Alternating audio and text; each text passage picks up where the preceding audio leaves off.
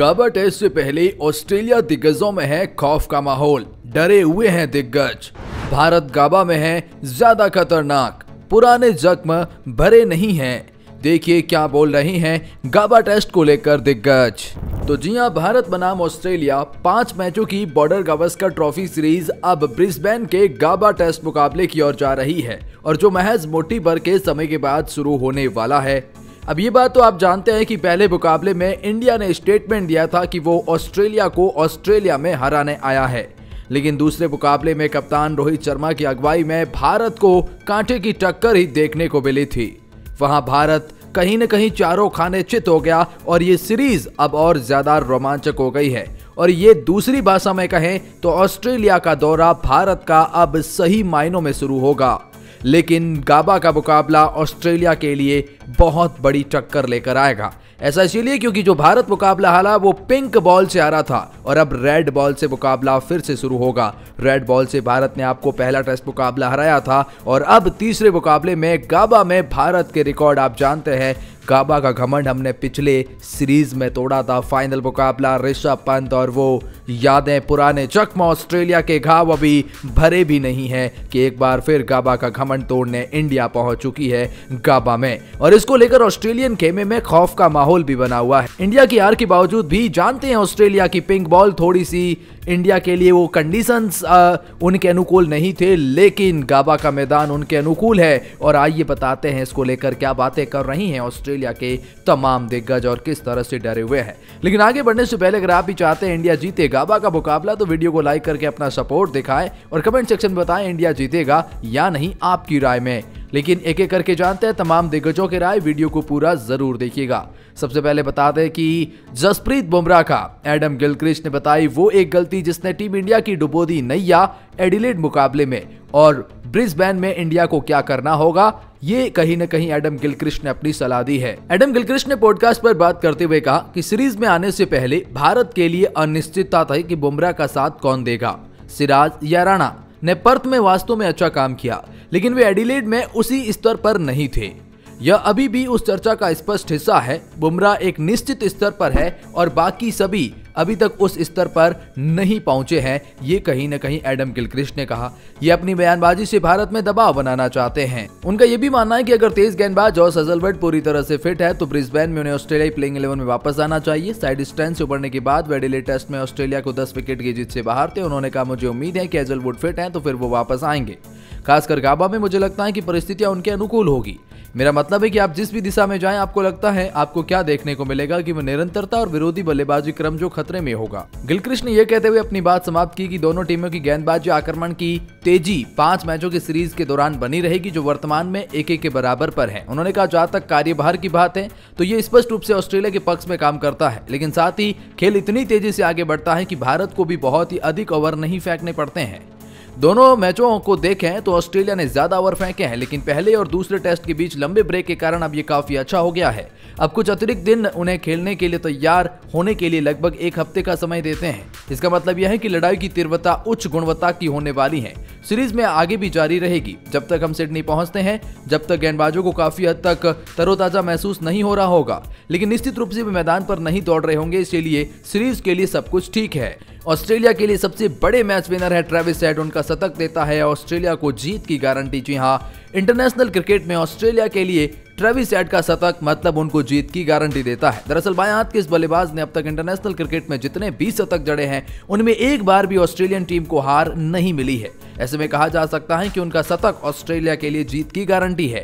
Test cricket में 8 शतक और वनडे इंटरनेशनल क्रिकेट में 6 शतक, और इन सभी मैचों में ऑस्ट्रेलिया को जीत मिली है। जिन मैचों में ट्रेविस हेड ने शतक जड़े हैं वे खासी मैच थे। ऐसे में ऑस्ट्रेलिया के लिए सबसे बड़े मैच विनर इस वक्त ट्रेविस हेड ही है और जिस पर ऑस्ट्रेलिया गेंदबाजी भी ज्यादा डिपेंड करती है। यहाँ ट्रेविस हेड इंडिया के लिए सबसे बड़ा खतरा है, ये कहना है ऑस्ट्रेलिया के दिग्गजों का कि ये ऑस्ट्रेलिया के ट्रेविस हेड का शतक इंडिया के लिए कहीं न कहीं हार की गारंटी है। वहीं सिराज के लिए मुश्किल होता है। ट्रेविस हेड ने मोहम्मद सिराज और ट्रेविस हेड इन दोनों के विवाद पर रिकी पॉन्टिंग ने अपना फैसला सुनाया है। पॉन्टिंग ने कहा कि मुझे लगता है कि ट्रेविस हेड ने कहा अच्छी गेंदबाजी की। सिराज जाहिर तौर पर पिछली गेंद पर डीप बैकवाइड स्क्वायर पर छक्का लगने से खुश नहीं थे। मुझे यकीन है कि रोहित को भी तेज गेंदबाजों से ऐसी प्रतिक्रिया की उम्मीद होगी। जब वे दबाव में होते हैं तो उन्हें हिट किया जाता है और फिर उन्हें बस एक विकेट मिलता है तो आप उम्मीद करते हैं कि तेज गेंदबाज ऐसे ही रिएक्ट करें। पूर्व कप्तान ने अपनी बात आगे रखते हुए कहा कि मैं उस समय कमेंट्री बॉक्स में था, जैसे मैंने स्टैंड ऑफ देखा तो मैं वास्तव में सिराज के लिए चिंतित हो गया। मुझे पता है कि एम्पायर ऐसी चीजों पर किस तरह से रिएक्ट करता है। एम्पायर और रेफरी ड्रेसिंग रूम में इशारा करते हुए स्टैंड ऑफ देखना पसंद नहीं करते हैं। पॉन्टिंग ने इस बारे में कहते हुए कहा कि जिस तेजी से उन्होंने मामले को निपटाया वह शानदार है। पॉन्टिंग ने कहा कि दोनों खिलाड़ियों ने अपनी बात कह दी है कि उन्हें क्या लगा और क्या हुआ। उन्हें बातचीत करते देखना बहुत अच्छा लगा। जब सिराज बल्लेबाजी करने आए और ट्रेविस शॉर्ट लेग पर थे तो वे वास्तव में स्पष्ट कर रहे थे कि आखिर क्या हुआ था। वे आपस में बात भी कर रहे थे। पूर्व दिग्गजों ने बताई अपनी राय। क्या इंडिया कर सकता है अपने खेल में सुधार, इसको लेकर ऑस्ट्रेलिया के मैथ्यू हेडन ने दिया बड़ा बयान। मैथ्यू हेडन ने कहा कि एडिलेड टेस्ट मैच में टीम इंडिया की बल्लेबाजी फ्लॉप रही। भले ही इस पिच पर बल्लेबाजी आसान नहीं थी, लेकिन टीम को इतना जल्दी आउट नहीं होना चाहिए था। ऐसे में भारतीय टीम अपनी बल्लेबाजी में काम करना होगा। और तीसरे टेस्ट मैच में हेडन के अनुसार टीम इंडिया की गेंदबाजी अच्छी थी।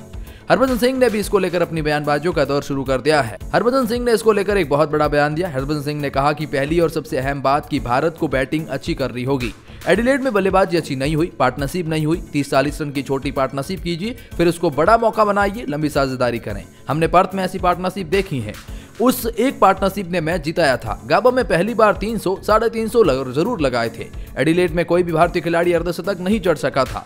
नीतीश रेड्डी के बल्ले से सर्वाधिक 42 रन निकले, पूर्व स्पिनर ने कहा।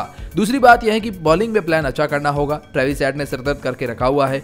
बहुत मैचों में हमें उन्हें देख लिया है, वो पॉइंट और कवर की दिशा में रन बनाते हैं। आप एक काम करिए कि हेड को सीधा खिलाइए, थोड़ा बॉल आगे डालें और वो लेग स्टंप की तरफ रन बनाने दें। थोड़ा बाउंसर भी डालिए, वो बाउंसर अच्छा नहीं खेलते। मुझे लगता है कि यह प्लान उनके खिलाफ काम कर सकता है। हेड के लिए एडिलेड 140 रन की तुपारी पानी और प्लेयर ऑफ द मैच चुने गए थे। हरभजन सिंह ने कहा तीसरी बात एक है कि गेंद चेंज होना चाहिए। तेज गेंदबाज प्रसिद्ध कृष्णा और आकाशदीप में से किसी को गाबा में खिलाना चाहिए। हर्षित राणा की जगह उन्हें मौका देना चाहिए। मैं ऐसा नहीं कह रहा कि हर्षित का खराब प्रदर्शन खराब रहा, लेकिन एक चेंज के तौर पर मुझे लगता है कि ऐसा करना बेहतर होगा।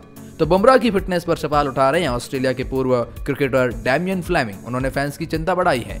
उन्होंने कहा है कि बुमराह को क्रैम्प से ज्यादा समस्या थी, जिसे भारतीय टीम ने छुपाया है। जी हां, उन्होंने कहा ये मुझे क्रैम्प नहीं लगा।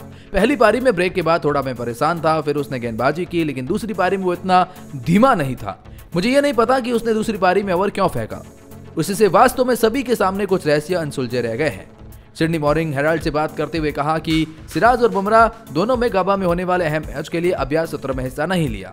इसका मतलब है कि वो कहीं न कहीं चोटिल हो सकते हैं। विराट कोहली क्यों जल्दी आउट हो रहे हैं, इसको लेकर चेतेश्वर पुजारा ने खुलासा कर दिया है। चेतेश्वर पुजारा ने स्टार स्पोर्ट्स पर कहा कोहली पिछली पारियों में पीछे आउट हुए हैं, स्लिप में आउट हुए हैं और ऑफ स्टंप के बाहर हो रही गेंदबाजी में आउट हुए हैं। यह वो बात जानते हैं कि ऑफ स्टंप और हल्का सा बाहर जहां गेंद लग कर जा रही है, यहां उन्हें काम करने की जरूरत है। पुजारा के आउट होने से बचने के तरीके पर कहा कोहली को अच्छी गेंद को छोड़ना होगा, डिफेंस करना होगा। विराट ने पर्थ टेस्ट की दूसरी पारी में नाबाद 100 रन बनाए थे। इस दौरान 143 का सामना करते हुए 8 चौके और 2 छक्के लगाए थे, लेकिन इसके बाद वे कुछ खास नहीं कर सके। कोहली एडिलेड टेस्ट पारी में सिर्फ 8 गेंदें ही खेल सके, 7 रन बनाकर आउट हो गए। तो कहीं न कहीं उनका मानना है कि हल्का सा ऑफ स्टंप बाहरों को गेंदों को छोड़ना होगा, डिफेंस करना होगा। ये चेतेश्वर पुजारा ने कहा है। मैं उनसे सीख रहा हूं, इस दिग्गज ने तारीफ करी। स्टार्क्स ने पढ़े अपने कप्तान के तारीफ में कसीदे। जहां मिचेल स्टार्क्स ने कहा मैं 7 सालों से कमिंस से बहुत कुछ सीखा हूं। इसी वजह से मैं अपने गेंदबाजों में उस गेंद को शामिल किया हूं जो बाहर से अंदर की तरफ आती है। कमिंस शानदार खिलाड़ी है और वो एक ऐसा दशक से करता आ रहा है। हम भाग्यशाली हैं कि हमारी टीम में वो हैं। कमिंस ने भारत के खिलाफ दूसरे टेस्ट मैच में 5 विकेट लिए थे। और एडम गिलक्रिस्ट ने कहा कि कमिंस का ये सेलिब्रेशन ये दिखाता है कि कमिंस इतने क्यों आक्रामक थे। पैट कमिंस एडिलेड में ज्यादा आक्रामक थे क्योंकि उन्हें पहले आलोचना का सामना करना पड़ा।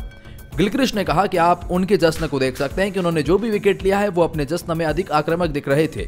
ऐसा नहीं कि उन्होंने बहुत खराब प्रदर्शन किया, लेकिन पर्थ में हार के बाद खिलाड़ी को थोड़ी आलोचना का सामना करना पड़ता है और इससे वो निराश हो गए। एडम गिलक्रिस्ट का यह भी मानना है कि भारत अब गाबा में ज्यादा खतरनाक है क्योंकि वो रेड बॉल से वापसी कर रहे हैं और यहाँ के रिकॉर्ड भारत के लिए अच्छे हैं। और रिकी पॉन्टिंग का भी यही मानना है। तो ये दिग्गज खिलाड़ी दे रहे हैं गाबा को लेकर अपने खौफ का माहौल और दिखा रहे हैं अपने बयानबाजियों का दौर।